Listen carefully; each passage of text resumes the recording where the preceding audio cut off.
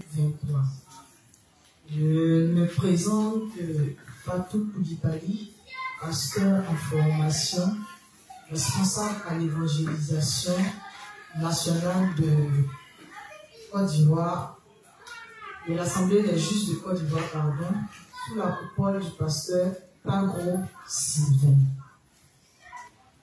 Le thème sur lequel j'interviens ce soir est toujours le même thème, ce qu'il faut faire quand nos péchés sont manifestés. Donc nous allons nous disposer pour faire la prière avant de commencer le travail. Donc, juste ensemble, élevons la voix vers le Seigneur. Disons-lui merci de ce qu'il nous a rendu sans péché devant lui pour toujours et confions-lui le moment. Ensemble, prions. Père éternel, nous te disons merci. Merci de ce que tu n'as pas regardé à notre nature fondamentalement mauvaise, mais que à les œuvres salvatrices de ton Fils Jésus-Christ, que son baptême fait au Jourdain par Jean-Baptiste, sa mort à la croix, sa résurrection et son ascension, tu nous as rendus sans péché devant toi pour toujours, une bonne fois pour toutes. Nous qui étions autrefois voués à aller en enfer, nous sommes aujourd'hui libérés de tous nos péchés, passés, présents, et même des péchés que nous n'avons pas encore commis. Pour cela, nous te sommes infiniment reconnaissants et nous te disons merci de ce que tu as accompli ces œuvres de justice pour nous. Nous croyons en ta sainte Trinité et nous croyons en ta justice. Merci Père de ce que tu nous as rendu sans péché, au nom de Jésus-Christ. Amen. Père, nous te confions ce moment. Nous te remercions pour la force que tu as donnée à chacun d'entre nous d'être présent ce soir. Nous te disons merci de ce que tu disposes tout un chacun. Que tu éloignes de ta servante le stress, le malaise, que tu parles toi-même au travers d'elle, que tu ouvres nos cœurs et notre compréhension pour que nous puissions comprendre profondément tous les principes qui seront donnés ici. Merci de ce que tu nous donnes la force également de poser des questions quand il y a des zones d'ombre. Merci de presser les pas de ceux qui ne sont pas encore arrivés. Et merci de ce que tu as dirigé ce moment du début jusqu'à la fin. Au nom de Jésus-Christ, nous avons prié. Amen. Amen. Merci à Justin. Bon, hier, on a travaillé sur, je pense, 4 principes. C'est ça? Voilà. On va essayer de revenir un peu dessus et voir si on se suit avant de poursuivre. Donc, hier, on avait travaillé d'abord sur ce qu'il faut faire quand quelqu'un n'écoute pas les serviteurs de Dieu et ce qu'il faut faire quand cette personne se répand. Donc, pas pour faire fuir qui que ce soit ici, mais au moins pour que je sache si on me suit, mais si je dois revenir sur certains points avant de continuer. Donc, n'ayez pas peur du micro, le micro ne tue pas. D'accord? Ok. Donc, qui veut bien? Voilà. Parce qu'aujourd'hui, je vais faire l'effort de ne pas choisir. Voilà. Ok, merci. Bonsoir Régis, moi c'est Régis Alexandre, bonsoir Pasteur. Bon, sur ce thème-là, on a dit ça que lorsque une personne se révèle contre les serviteurs, c'est-à-dire quand il n'écoute pas les serviteurs, il fallait le mettre à l'écart, on devait le mettre à côté, voilà, de sorte à ce qu'il puisse se ressaisir et revenir, voilà. Et on a dit ça que s'il se répand, on doit enseigner les paroles à ce qu'il puisse retrouver son éclat. Voilà, voilà ce que c'était.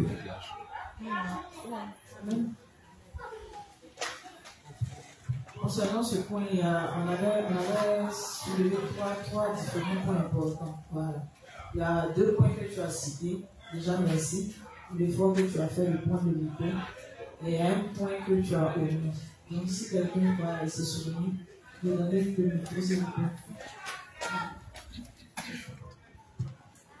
Bon, le dernier thème, je crois qu'on avait dit ça qu'on doit prêcher l'évangile, bon, de la manière que le Christ a sauvé nos péchés, nous aussi, nous devons sauver aussi les autres, étant sacrificateurs, nous devons sauver aussi les autres aussi de leurs péchés. On devrait les faire avec sagesse, voilà, en suivant les principes et là d'évangéliser. Et puis aussi, j'aurais pris l'exemple du fait que si on sera parler à une âme et bon, la personne nous reçoit mal, on ne va pas se fâcher, on va prendre notre cas et lui parler avec douceur. Voilà un peu ce que j'avais dit sur. Voilà. Amen. Merci aussi. Donc, pour ce premier principe-là, on a bien compris. Je ne vais pas revenir dessus pour qu'on puisse avancer. Donc, si quelqu'un a des questions, il peut les poser. Et puis, on passe au deuxième point. On avait parlé du point, on avait travaillé sur le livre 14, page 71, paragraphe 1. Le principe qu'on avait dit était les justes doivent confesser leurs péchés quotidiens en détail pour une meilleure communion avec Dieu. Si cela n'est pas fait, ils seront coupés de Dieu progressivement. Qui peut me dire ce qu'il a plus ou moins retenu de ce principe-là? Juste sagesse.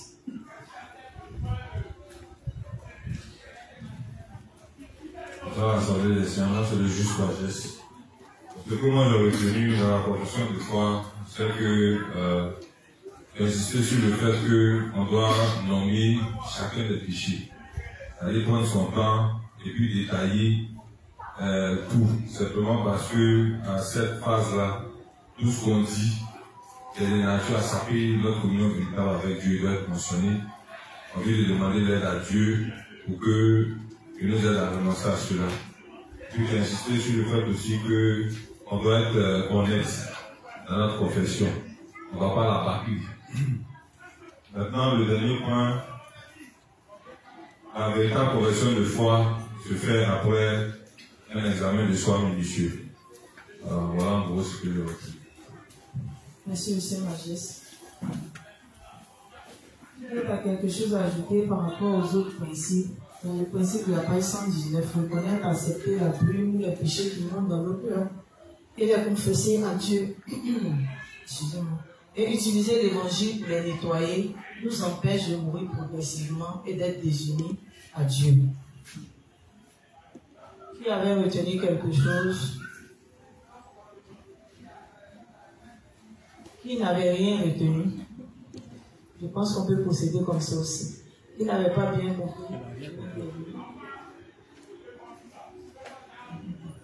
Sur le principe, Genèse 14, page 119, paragraphe 1, ce que j'ai retenu, c'est que, premièrement, c'est l'évangile de l'œil de l'esprit qui nous aide à surmonter les faiblesses de la chair. Deuxièmement, nous devons fixer nos yeux et nos cœurs sur le fait que Dieu a déjà pardonné nos péchés. Donc, nous devons ruminer l'évangile de l'œil de l'esprit. Et troisièmement, pour être purifié, il faut d'abord faire la confession de foi à Dieu et croire en lui. On a dit que c'était rejeter Satan et on a pris le texte de 1 Jean 1, verset 8 à 10 pour dire que ce sont les justes qui confessent leurs faiblesses dans la chair. Amen. Amen. Ok. Pour le dernier principe sur lequel on a travaillé, qui est tiré du même livre, à la page 121, paragraphe 3, on a parlé de la bonne confession de foi. On a parlé de la confession de foi à l'église, à l'évangile, à l'évangélisation, aux serviteurs, aux saints, pour garder la communion parfaite. Pour ce dernier point, on avait dit quoi concernant ce principe?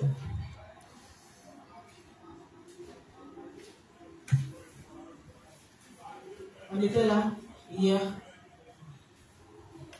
En fait, c'est un travail qu'on fait ensemble. Si moi je dois passer 1h30 minutes à parler sur les principes, et puis moi je vais vous donner 10 minutes seulement pour résumer, et puis vous ne voulez pas faire l'effort de résumer, ça serait un peu compliqué, mais j'aurais l'impression que, en fait, on est là, mais on ne me suit pas. C'est la raison pour laquelle je demande ce qu'on a retenu. Pour voir si je dois revenir, si je dois éclairer encore la lanterne de certains frères sur ceux qui n'ont pas compris, ou bien ceux qui pensaient avoir compris. Voilà. Donc quand je vous demande de me résumer, pardonnez, faites un effort. Dites-moi le bout de ce que vous avez retenu. Parce que la bonne confession de foi, c'est nous les justes qui la faisons. Donc hier, si je suis intervenu dessus, qu'aujourd'hui, on n'est même pas à même de me dire même comment est-ce qu'on fait une bonne confession de foi. C'est que peut-être que c'est moi qui me suis mal fait comprendre. Ou bien, c'est vous qui avez trop honte de prendre le micro pour me dire ce que vous avez compris. Donc, n'ayez pas honte, prenez le micro, parlez. Voilà. Nous tous sommes dans la fosse, mais on compte sur Dieu.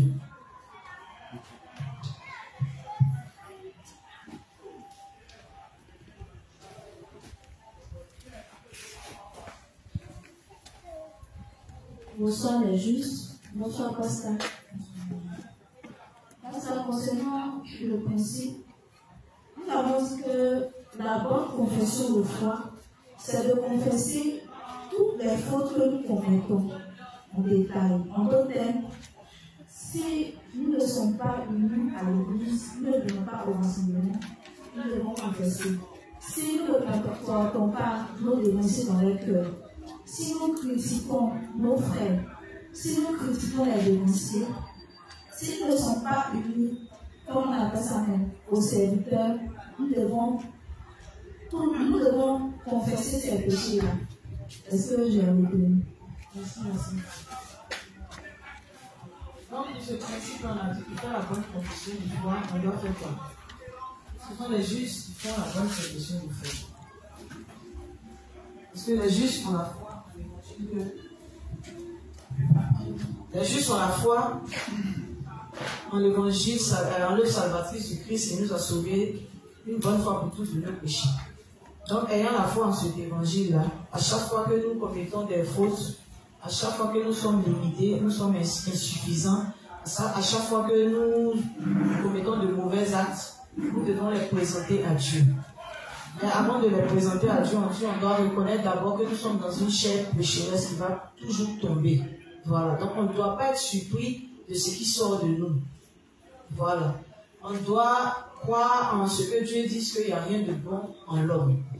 Donc, une fois qu'on a cru en cela, quand Satan vient nous accuser, on a même de lui dire, pour le chasser, que Dieu même savait qui nous étions. Voilà. Il sait que nous sommes dans une chair faible, et c'est parce que nous sommes dans cette chair faible-là que nous manifestons les faiblesses de cette chair. Et ce faisant, on a la foi que le Christ nous a déjà remis de toutes ces fautes-là. Quand il est venu sur la terre et qu'il a pris nos péchés par l'eau de son baptême, qu'il allait payer le prix de ces péchés-là, par son sang qui a coulé sur la croix et qui nous a scellés du sceau du Saint-Esprit. Maintenant, quand on le fait, on demande l'aide à Dieu pour renoncer à ces faiblesses-là. Amen. Amen, c'est ça la bonne confession de foi. D'accord? Amen. Okay. Donc, on va poursuivre. Aujourd'hui, on travaille toujours sur le même niveau.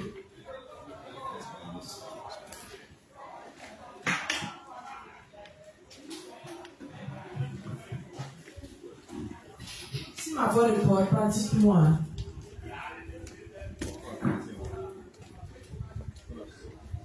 Bonsoir, amis. Je voudrais ma présentation se pose sur, je pense, sur le principe de la page 121. Voilà la bonne profession de foi tout à l'heure qu'on a vu. Je voudrais savoir, parce qu'ici, bon, il y a la relation interpersonnelle entre justes, la relation du juste avec l'Église, la relation du juste avec les serviteurs de Dieu, et la relation du juste avec les pécheurs. Voilà. Si un serviteur juste a fait un tort à l'Église, ou à son frère juste, à son juste, ou à un pécheur, ou à un serviteur, est-ce que c'est un Dieu qui va confesser, puis il a fait la bonne confession? Est-ce que la confession s'arrête là? Est-ce que le juste doit aller vers la personne s'il se rend compte? Parce qu'on peut faire du corps sans s'en rendre compte. Voilà. Mais quand il sait que la lieu est différent et que je vais voir le visage de Pascal, s'il te plaît. Je vais voir son visage pendant que je parle. Voilà, merci. Voilà. Donc, pendant qu'il échange, il y a eu une relation avec un serviteur, puis c'est vraiment parce qu'il sait que le moyen normal d'agir, est-ce qu'il va aller faire sa confession seulement à Dieu? Voilà, je vais. Merci, M. Amos. Je pense que hier, j'ai un peu survolé ce point. Voilà. Mais on va revenir dessus parce que ce qu'il faut faire quand les péchés sont révélés en plusieurs sous-thèmes. C'est le grand thème, mais il a plusieurs sous-thèmes. Voilà. Donc, au fur et à mesure, je pense que je vais répondre à ta question. Ne sois pas pressé. Donc, on va aller à la page, toujours le même livre 14, à la page 130, paragraphe 2. Nous devons confesser nos erreurs pour être en communion avec Dieu, avec les serviteurs et avec les saints. C'est la vraie communion. Expulser les ténèbres de nos cœurs. Je reprends, page 130, paragraphe 2. Nous devons confesser nos erreurs pour être en communion avec Dieu, avec les serviteurs, avec les saints. C'est la vraie communion. Expulser les ténèbres de nos cœurs. Là-dessus, s'il te plaît. La seule chose que nous devons garder à l'esprit, c'est qu'en vivant dans ce monde, il y a des fois où nous sommes dans les ténèbres et agissons mal. Et la Bible nous dit que nous devons confesser nos erreurs. La raison pour laquelle nous devons le faire est que la vraie confession est indispensable pour notre communion avec Dieu et la communion avec les saints et ses serviteurs aussi. Si nous disons, ayant des ténèbres dans nos cœurs, je n'ai rien fait de mal, je n'ai pas de péché, il ne peut pas y avoir de communion. Amen. Amen. La deuxième lecture. La seule chose que nous devons garder à l'esprit, c'est qu'en vivant dans ce monde, il y a des fois où nous sommes dans les ténèbres et agissons mal. Et la Bible nous dit que nous devons confesser nos erreurs. Amen. Donc, le révérend nous dit quoi? La seule chose que nous devons garder à l'esprit, c'est qu'en vivant dans ce monde, il y a des fois où nous sommes dans les ténèbres et agissons mal. On est dans la chair. Donc, on va tomber dans la chair. Par moment, on va tomber grandement. Voilà. Mais le révérend dit quoi? Ce qu'on doit faire, c'est qu'on doit confesser ses erreurs. On ne doit pas en avoir honte. Voilà pourquoi précédemment, on a dit que pour faire une bonne confession de foi, on doit garder à l'esprit d'abord le fait que nous sommes dans une chair corruptible. Et étant dans cette chair corruptible, nous allons sans cesse commettre des erreurs jusqu'à notre mort. Amen. Mais ce que nous devons faire, c'est que nous ne devons pas avoir honte de ces erreurs. Quand ces erreurs-là se manifestent, on doit les exposer à Dieu. On les expose à Dieu pour que Dieu fasse quoi? Pour que Dieu nous aide à nous en sortir. Mais en les exposant à Dieu, on doit garder à l'esprit que le Seigneur a déjà emporté ces péchés-là. Donc, renouveler encore notre foi en l'évangile de l'eau et de l'esprit sans cesse. Amen. Donc, j'ai dit quoi? Hier, pour reconnaître nos erreurs, on doit sans cesse se réexaminer au regard de la parole de Dieu. Parce que la parole de Dieu est comme notre baromètre. C'est la parole de Dieu qui nous permet de savoir si on est en train de faire les choses selon Dieu ou bien si on est en train de faire les choses selon nos pensées. Voilà pourquoi hier je pouvais dire que parfois on peut penser qu'on est en train de bien agir. Mais quand l'Église nous corrige, on doit automatiquement rejeter notre ancienne manière de faire et s'attacher à ce que l'Église nous enseigne. Parce que l'Église ne peut pas nous enseigner quelque chose d'autre que la véritable parole de Dieu. Amen. Amen. Raison pour laquelle un juste qui est uni à l'Église, c'est un juste qui va demeurer dans les principes de Dieu. Un juste qui est en dehors de l'Église, c'est un juste qui ne connaîtra pas les principes de Dieu. Il ne saura même pas s'il est dans l'erreur ou bien s'il est dans la bonne voie. Donc l'Église nous permet de nous corriger au fur et à mesure. Amen. Mais pour se corriger, il faut reconnaître sa nature, accepter qui on est et confesser nos erreurs sans cesse à Dieu. Amen. Amen. Maintenant, pour la confession de foi, il y a une erreur qu'on ne doit pas faire. Le matin, quand on se réveille, normalement, on a dit le juste doit prier au moins 3 fois par jour. D'accord? Mais si depuis le matin, on n'a pas prié, qu'à un moment donné de la journée, on s'est rendu compte que, on n'a pas prié. Parce que quand on se rend compte, ce n'est pas notre chair qui nous rappelle qu'on n'a pas prié. C'est le Saint-Esprit qui habite en nous qui nous rappelle qu'on n'a pas prié. Donc quand il nous met à cœur de le faire, on doit le faire automatiquement. Amen. On ne doit pas forcément attendre d'arriver à la maison pour le faire. Si on est dans un véhicule, on peut faire sa prière tranquillement. Amen. Donc quand le Saint-Esprit nous met à cœur de faire une chose, on doit le faire immédiatement. Si par exemple, en marchant peut-être dans la rue, on a eu peut-être à avoir une mauvaise pensée vis-à-vis d'un tel ou d'une tierce personne, pardon, que le Saint-Esprit nous met à cœur qu'on n'a pas bien fait, là, on demande à Dieu, on confesse cette faute à Dieu, et puis on demande à Dieu de nous pardonner. Amen. Amen. On n'a pas besoin d'attendre le soir comme on faisait au légalisme. Parce que généralement, c'est l'esprit de légalisme. Quand ils ont prié le matin, pendant la journée, on dit le soir avant de dormir, parce que moi j'ai été un peu légaliste, je n'ai pas vraiment duré dedans, mais dans mon un peu que j'ai fait là, on dit, tu cites tous les péchés que tu as commis dans la journée. On peut se rappeler de certains péchés et puis les confesser. Mais on peut oublier beaucoup aussi. Et ce qu'on a oublié, là Dieu ne fasse pas. Parce que quand on était dans le légalisme, on pensait que quand on confessait nos péchés quotidiens, Dieu les effaçait en même temps. Donc la page, comment on appelle ça, les lettres blanches, et puis demain, on inscrivait encore des choses et puis on attendait le soir pour venir demander pardon. Par exemple, pour laquelle une fois comment on appelle ça, dans un fond, il y avait des gens qui étaient venus, les gars qui se promènent avec les micros, les évangélistes. Ils étaient en train de faire un plein air. Et puis moi, je suis en train de sortir avec l'inspecteur Evra. Et puis ils sont venus nous accoster. J'arrive à nous donner la parole de Dieu. Donc on a rigolé. Et puis on a fait comme si on s'est mis dans la peau de personnes qui ne savaient rien. Voilà. On était à la recherche du véritable Dieu. Donc ils sont venus là, on a joué le jeu. Et puis, moi, il y a une question que moi j'ai posée à l'un des leurs. Parce qu'il y a deux qui avaient pris l'inspecteur Evra. Et puis il y a un qui était venu m'accoster. Donc moi je lui ai demandé, j'ai dit, mais comment on fait pour devenir enfant de Dieu? Il dit, pour devenir enfant de Dieu, là, Dieu dit de faire les bonnes choses. Donc quand tu as fait quelque chose, je peux te demander pardon, le sang de Jésus, tu dis, le sang de Jésus ne va te purifier. Il dit, mais, donc ça veut dire qu'à chaque fois que je fais une faute, je dois réclamer le sang de Jésus. Mais moi je vais te poser une question, papa. C'est bien beau tout ce que tu es en train de dire. Mais si un jour, en traversant la route, étant au bord de la route, je vois un homme que je convoite, et puis, je suis en train de traverser la route, je n'ai pas eu le temps de demander pardon pour ce péché. Et puis une voiture me fauche là, je tombe, je meurs. Papa, il fait où? Le papa m'a dit, pardon, il faut qu'il était devant moi. C'est que si Dieu va régler ça là-bas, Dieu est miséricorde, c'est fini. Donc c'est pour dire quoi?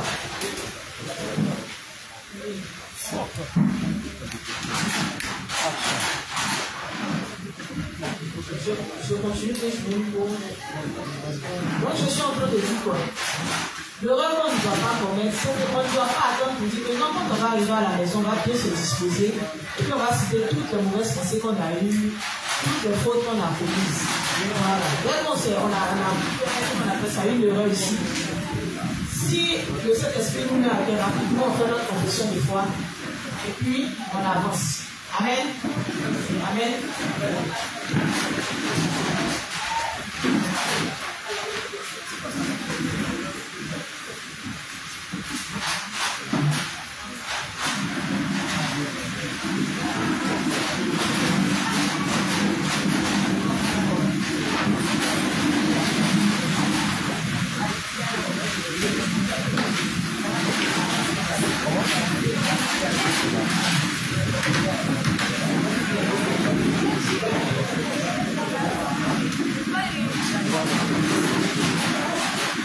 Occuper la place